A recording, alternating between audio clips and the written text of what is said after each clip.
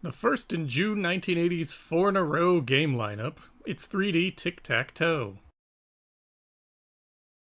The bombshell March releases of Space Invaders and Adventure are a hard act to follow, but Atari's four late June 1980 games, Night Driver, Golf, Circus Atari, and today's game 3D Tic-Tac-Toe, are a solid group written and produced by a fresh lineup of developers, all of whom would go on to create some true classics after striking out from Atari in the world of third parties.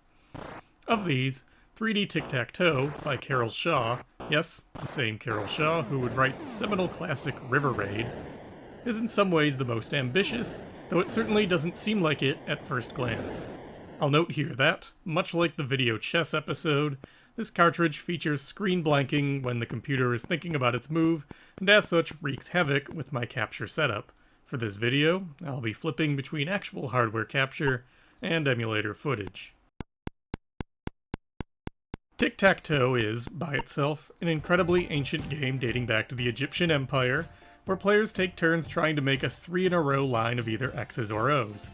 Barring that, the players want to prevent their opponent from doing so and forcing a draw. As such, a winning strategy involves positioning your characters in such a way where you can win in more than one way on your next turn. The game's modern form dates back to the mid-1800s as Noughts and Crosses in England, and very likely nearly everyone alive today has played some form of it in their lives. Tic-Tac-Toe and its variants were very early targets for computer systems and game consoles, too. Bertie the Brain was a specialized tic-tac-toe playing machine built for the 1950 Canadian National Exhibition, ostensibly to show off a miniaturized vacuum tube.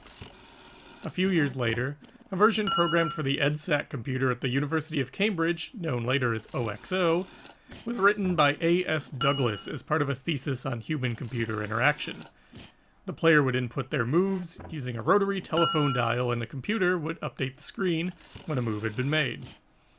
As computers moved away from the mainframe era into the mini-computers of the 1960s and 70s, Tic-Tac-Toe made the trip as well. A Tic-Tac-Toe program was written for the TXO computer at MIT for fun by members of the Model Railroad Club, the same club whose members would go on to create Space War, while another was written for the IBM 705 and was included in their April 1962 catalog of programs. Two versions of Tic-Tac-Toe, unsurprisingly, also found their way into David All's 101 Basic Computer Games book collection, and Joe Weisbecker even wrote a version of the game for his Fred prototype computer in 1971 that saw one player going up against the computer, using the machine's hex keypad for move entry. When game consoles came along, Tic-Tac-Toe followed. A version of the game was created for Project Raven in the mid-70s, Alpex's programmable game prototype, that would go on to be picked up by Fairchild and turned into the Channel F. Fairchild engineer Jerry Lawson remarked in a 2004 Classic Gaming Expo appearance that the infamous "you lose turkey" phrase in the game was added in as a joke by the developer given Lawson's love of the word turkey at the time. Versions of the game for the APF MP1000 and Bally's Professional Arcade were released in 1978 and 1979, respectively, but functionally they aren't all that different from Fairchild's. The Odyssey 2's European counterpart, the Video Pack, got a two-player specific version of Noughts and Crosses, with the unique mechanic of being able to pick up and replace your own symbols until there is a winner. Shaw and Atari's version was something a little bit different from all of these, however, by bringing the Z-axis into play. The origins of 3D Tic-Tac-Toe are a bit more obscure than its traditional counterpart, but it also saw computerized versions. The first one was produced for the IBM 650 mainframe computer, and was available in the same program catalog from 1962 as regular Tic-Tac-Toe. And unsurprisingly, David All collected 3D Tic-Tac-Toe in his basic book as well. Functionally, the game's goal is the same as regular Tic-Tac-Toe. The players want to get either 3 or 4 of their objects in a row, depending on the size of the playing field. The 3D comes in as this is no longer just a single plane to work with. This game is played in either 3x3x3 or 4x4x4 layouts, with multiple planes stacked on top of one another. As a result, there's a lot more routes to victory to keep in mind, as your winning lines can be horizontal, vertical, or diagonal in either orientation. Commercially, Parker Brothers started selling 3D tic-tac-toe under the name Cubic in 1964, and it would be this version that inspired Shaw to write her own version. This wouldn't be Shaw's first time working with the VCS, even though it was her first published game. Shaw joined the company in August 1978, with a background in computers dating back to her early exposure to BASIC and computer games happening at her high school before going to UC Berkeley for computer science. Shaw joined the company shortly after getting her master's in computer science as a microprocessor software developer. At the time, she was the company's sole female game designer. In an in-depth 2011 interview with historian Benj Edwards, Shaw said she was kind of used to that situation already from being one of the few women in her computer science courses, and remarked that the other game designers didn't discriminate against her. That said, she added that Atari CEO Ray Kassar did make a sexist comment after her hire that as a woman she could do cosmetic color matching and interior decorating cartridges, two subjects she had little interest in. The other developers noted to her that she could do whatever she felt like and to just ignore Kassar. Among the developers, she would gain a reputation while there as a master of the 6502 microprocessor, particularly with developing the game kernels used to build out the display of VCS games.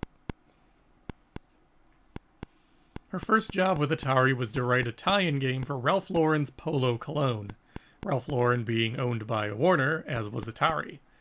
The idea was to introduce the game in the Bloomingdale department store in New York in March 1979, around when the cologne was coming out, Shaw said.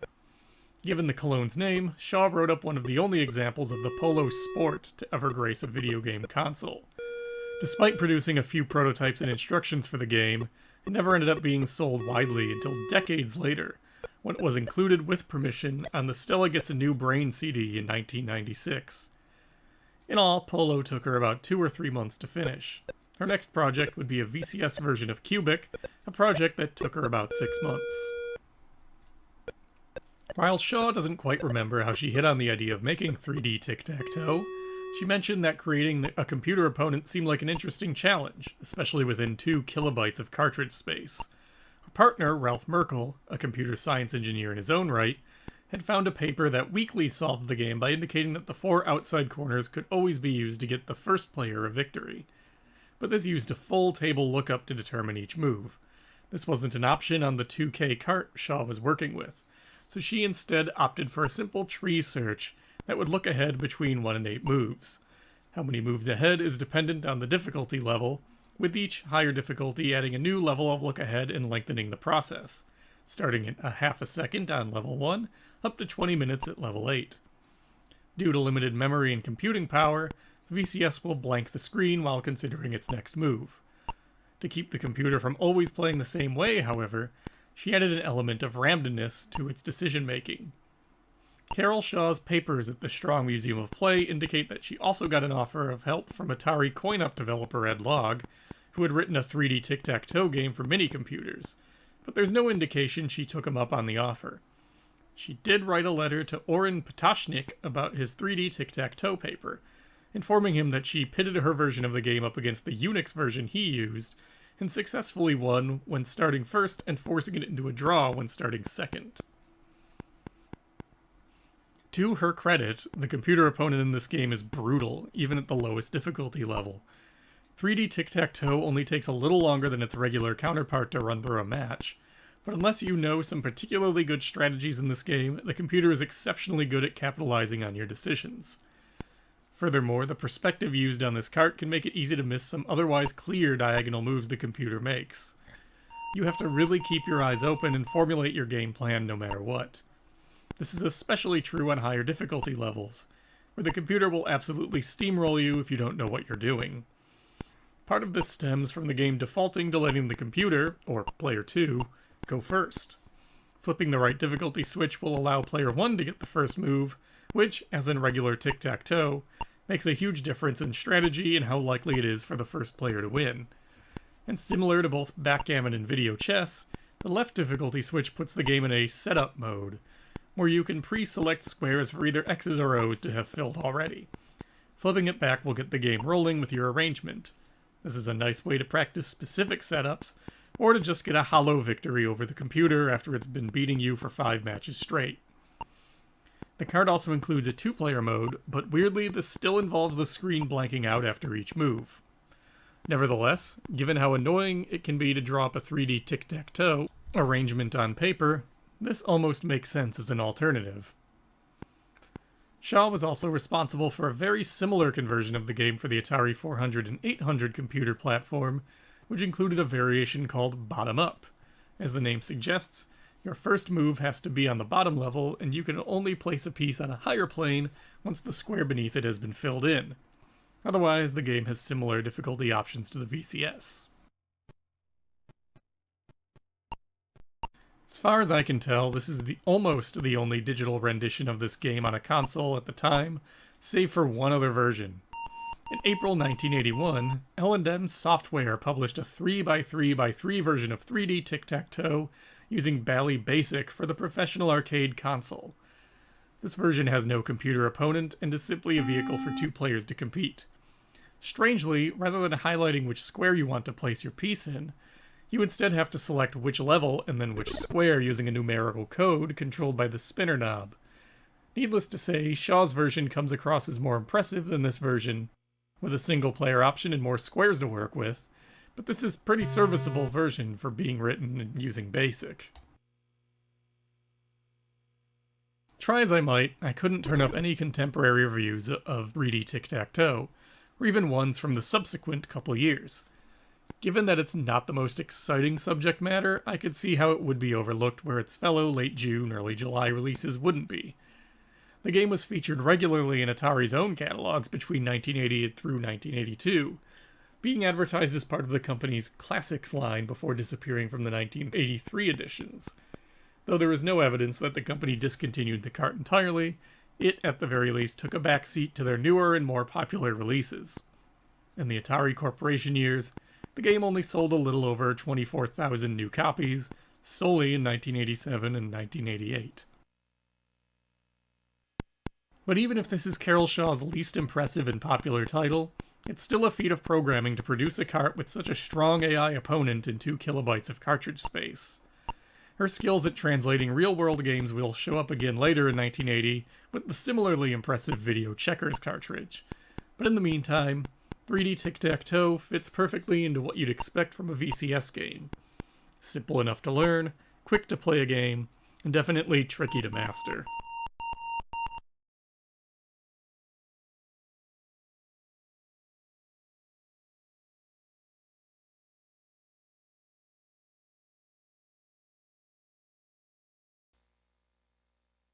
Next time, we hit the links, with no windmills in sight.